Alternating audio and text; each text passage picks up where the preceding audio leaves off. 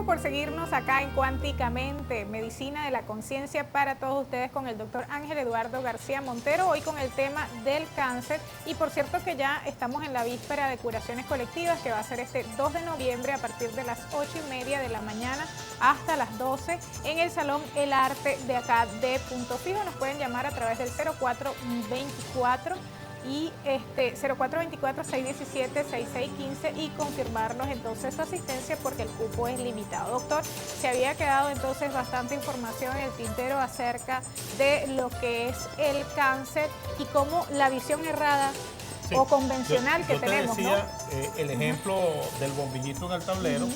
Entonces, bueno, la persona sensata para el carro y revisa, ¿no? Bueno, nosotros no paramos el carro, nosotros rompemos el tablero. En el caso, si lo que hacemos es, no le hacemos caso a las señales, rompemos las señales, ¿ok?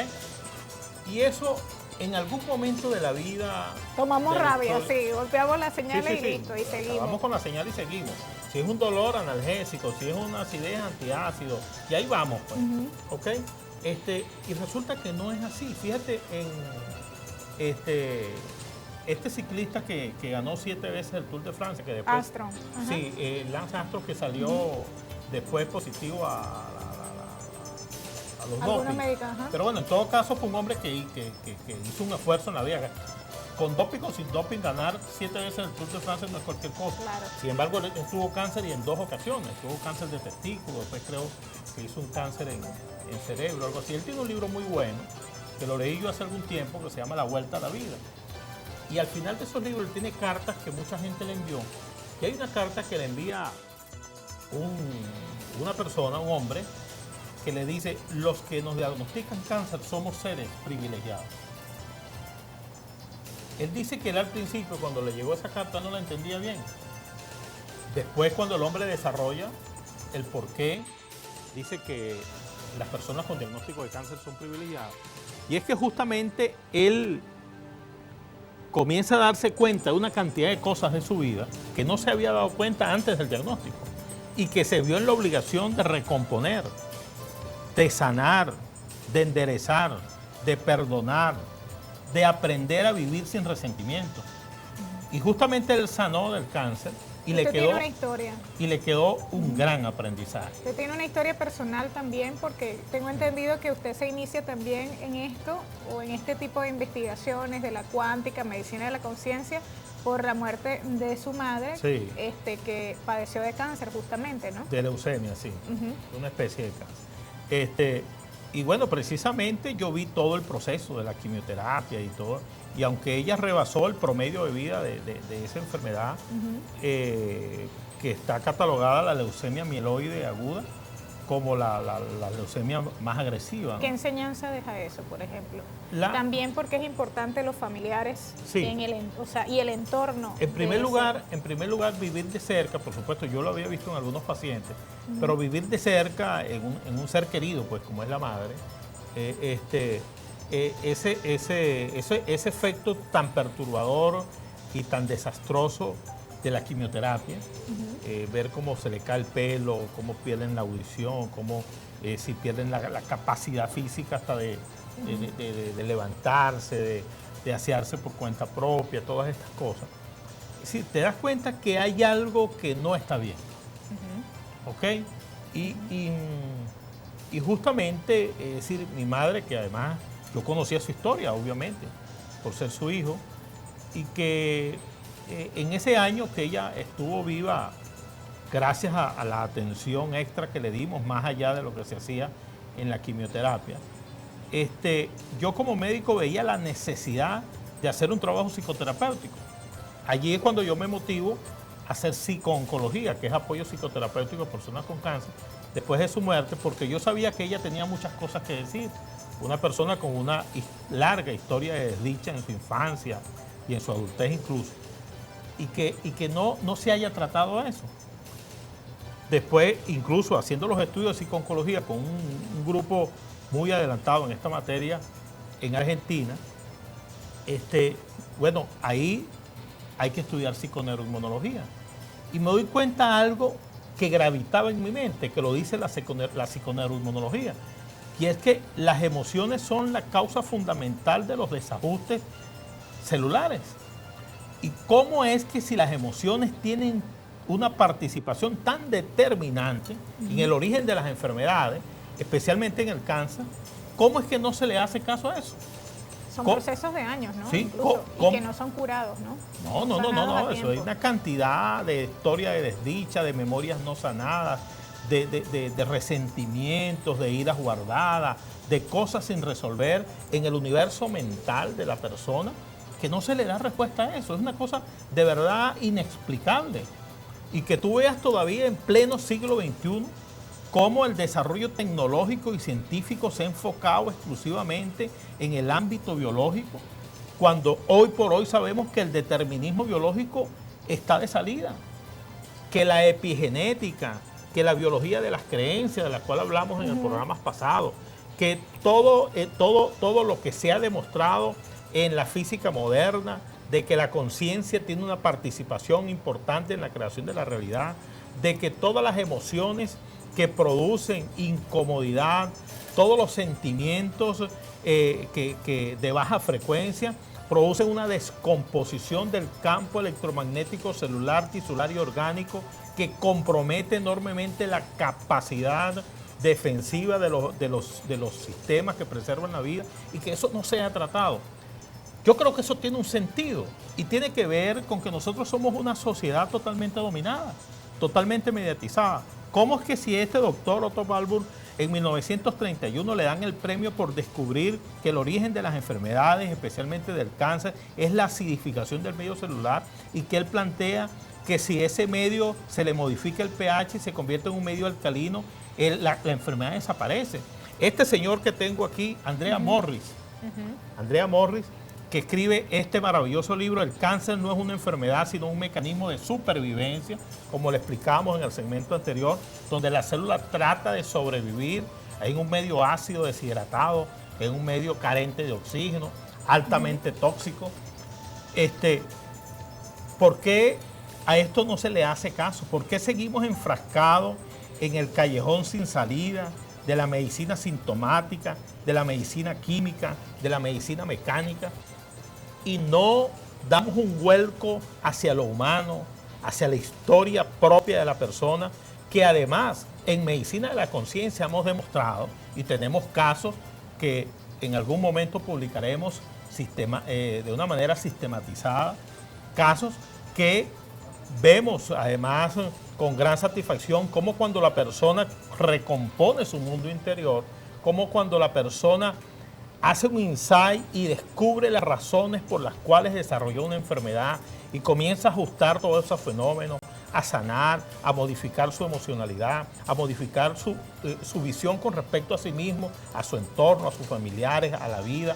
Esas personas comienzan a sanar.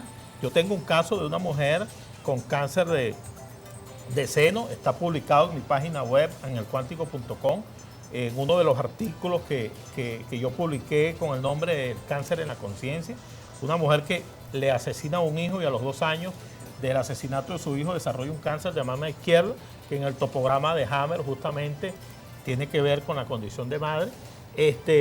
Esa mujer llega a mi consultorio de la mano de una persona que había hecho formación conmigo, y cuando le explicamos las razones por las cuales ella desarrolla el cáncer, comienza a sanar su ira, su rabia contra los asesinos de su hijo, comienza a perdonarlos, a recomponer su relación espiritual con su hijo fallecido desde un ámbito transpersonal.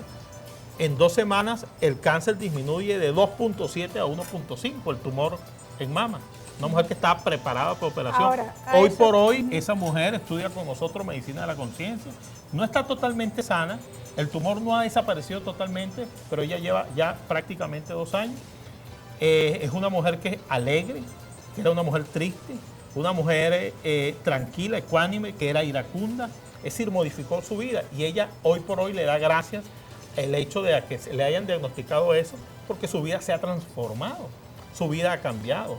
Y así como ella tenemos otros testimonios que podemos ir dando Claro, de eso justamente quisiera que habláramos, doctor, porque en Medicina de la Conciencia, y bueno, yo que he tenido la oportunidad de leer varios de sus artículos y de sus trabajos por años y de escucharlos también, porque hay un audio muy bueno que usted tiene que se llama El cáncer es curable, y también una serie de artículos que usted ha trabajado por muchos años. De acuerdo a su experiencia, los cánceres o el cáncer más típico, de los cánceres más típicos que nos pueda nombrar, por ejemplo, sabemos que en el seno izquierdo tiene que ver con la relación de madre-hijo, ¿no? Sí. En el seno derecho tengo entendido que pareja. sí es pareja. En la próstata, en el caso de la próstata, en el caso de la próstata tiene que ver, allá hay una combinación de información que tiene que ver con los aspectos de la procreación y los aspectos de la esfera sexual y de la estabilidad en el plano, porque acuérdate que el cáncer, en el caso del hombre, en el caso del hombre, el sentido final del cáncer es el miedo. ¿Ok? El sentido final del cáncer es la raíz, perdón. La raíz. La raíz es el miedo. Fíjate, los cánceres fundamentales, ¿cuáles son? En la mujer, número 1, en Venezuela y en buena parte del hemisferio occidental, el primero es el cáncer de mama. El segundo es pulmón y el tercero es intestino. En el hombre justamente es próstata, pulmón e intestino. ¿Sí? Son casi lo mismo. ¿Ok? ¿Pulmón por qué?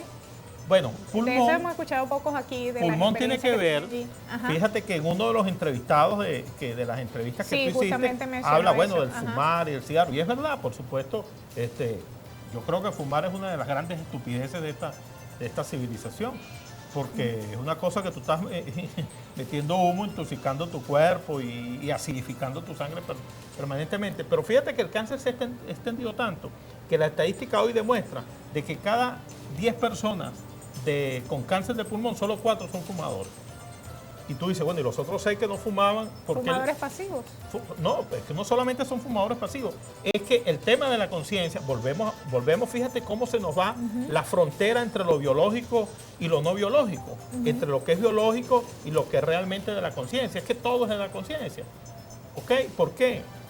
Porque el cáncer de pulmón tiene que ver con el miedo a la muerte, pero también con el miedo a la vida. Fíjate que el miedo a la muerte tiene que ver con el miedo a la vida. El miedo a vivir, el miedo a tener éxito, el miedo a enfrentarse a las cosas, el miedo a decir las cosas, el temor a hacer presencia, porque el hecho de hacer presencia, el ser humano es un ser humano empoderado, es un ser humano, la persona que está empoderada en sí, cuando llega a un sitio se siente su presencia. Mientras que aquella persona que vive con temor al éxito, a la vida, a la muerte, son personas que prácticamente no se nota su presencia. Personas que no tienen... Introvertidos. Sí, son introvertidos, son callados, pero no solamente eso, son temerosos. Son personas con la habilidad afectiva, fácilmente depresivos, poco tolerantes a las frustraciones, que desarrollan unos apegos enormes, bueno, por una sensación enorme de inseguridad. En el caso de los intestinos. El caso del intestino es el miedo a soltar. Es el miedo a soltar por los apegos. El ser humano, el gran enemigo del ser humano es el apego. Porque el apego, porque tú sabes que uno va pasando de etapa en etapa. Uno de niño, bueno, pasa a adolescente a joven adulto. Y después entonces a la edad de oro. ¿Ok? Que es la tercera edad. Pero en cada etapa uno tiene que ir dejando cosas atrás. O sea, tú estás en la escuela y después te vas para la universidad. Pero cuando sales de la escuela tú tienes que dejar amistades, maestros que eran de tu mundo, ¿verdad? Y cuando estás en secundaria tienes que dejar amigos, irte a la universidad, de repente irte a otra ciudad. Son cambios. Muchas personas, esos cambios no terminan de hacerlos dentro de sí. Se van, pero se llevan...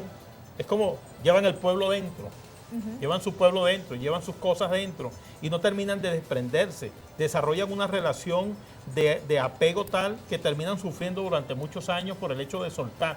Y entonces, pero como no sueltan dentro de sí, entonces el de intestino se afecta.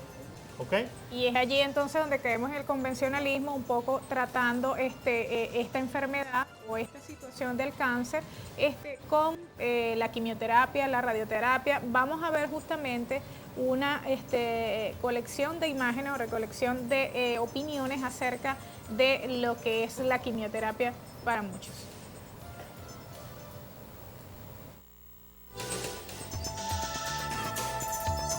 Bueno, no habiendo más nada que hacer, es lo que toca hacerse. Si vale la pena preservar la vida de la persona, si la persona lo desea también. Muchos se salvan con las quimios. Sí. Son fuertes, en realidad son fuertes y para muchas personas, pues. Pero si es para tener una buena salud para ellos, es posible que los cure o que se sanen. Son bastante buenas, ¿me entiendes? El paciente mejora mucho, pues, y hay veces las quimioterapias ayudan para que el paciente mejore un 100%. Las quimioterapias ayudan en el momento para aplacarlo, por decirlo. Que son muy buenas cuando lo amerita el doctor. Bueno, yo sobre la quimioterapia te diría que es cuestión de suerte. Algunos la asimilan, a otros le aligeran. Es mi opinión. A tiempo se haría, sí sería bueno la quimioterapia, pero si ya lo tiene avanzado, ¿para qué se la haría? Usted me va a disculpar, pero eso es así. Mi padre murió, se hizo una quimioterapia y no le sirvió de nada. Y mi amiga se la hizo y tuvieron que siempre amputarle el seno. Yo digo que debería, ¿sí o no? Bueno, hay doctores o científicos que dicen que no es necesaria porque hay una medicina alternativa. Sí. ¿Puede dar algunas anécdotas, algunas? Bueno, el señor David, el doctor David Martucci, él creó unas gotas que se llaman Citorec. Y tengo testimonio de Maracaibo de que sí son efectivas.